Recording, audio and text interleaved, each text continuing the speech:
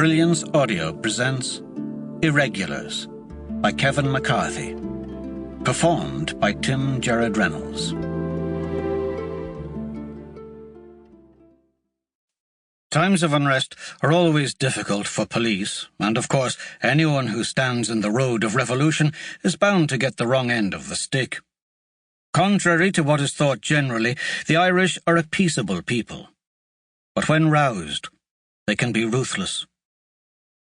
David Nelligan, DMP man, IRA spy, National Army Director of Intelligence. The Spy in the Castle. He's mad that trusts in the tameness of a wolf, a horse's health, a boy's love, or a whore's oath. William Shakespeare, King Lear.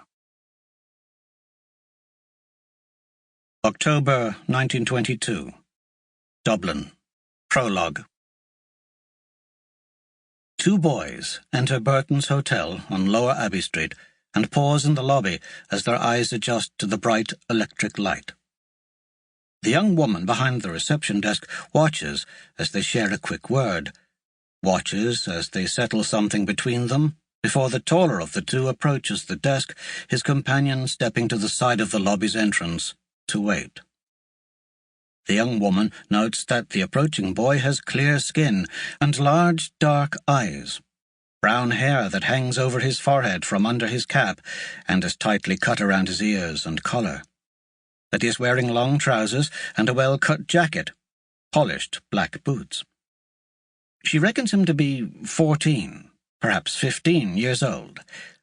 He wears no telegraph boy's hat or badge and is too well dressed for a messenger boy. Smiling, revealing even, white teeth, the boy says, "Mr. Murphy, from across the water. Which room is he in?" "And why would you be needing to know that?"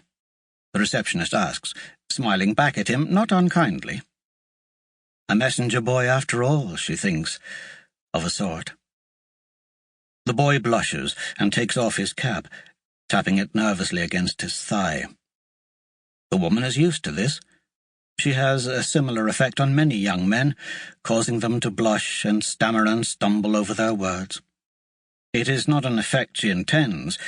She does not see herself as beautiful, though she is, and is only vaguely aware of the power of her green eyes and the wild mass of red hair tamed in a demure French knot.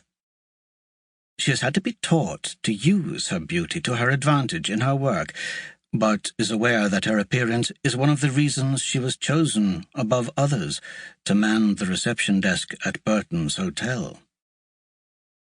I need to see Mr. Murphy. I've a message for him." "Why don't you give me the message? I'll have it taken up." The young woman arranges the guest register on the mahogany counter, aligning it perfectly with a stack of the previous day's newspapers and a booklet advertising train tours for the visitor to Ireland.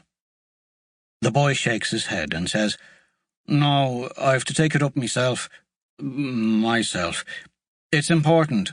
It's—" He searches for help from his friend, but none is forthcoming, and he brings his gaze back to the woman.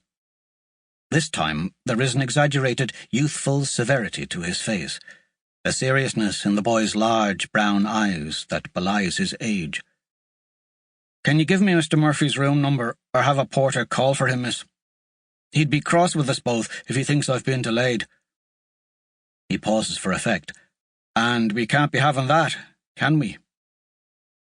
The woman nods at the veiled threat in the boy's words. "Of course not," she says. "It's room 34. You can take the lift. I'll get Michael to run it for you." "It's grand, miss," the boy says, appearing relieved by her acquiescence, smiling, his face young again, innocent. "No need to bother your man. I'll take the stairs, sure." She watches as the boy turns away and crosses the lobby, checking the clock on the wall and her wristwatch to be certain, and jots the time in a diary kept below. Sample complete. Ready to continue?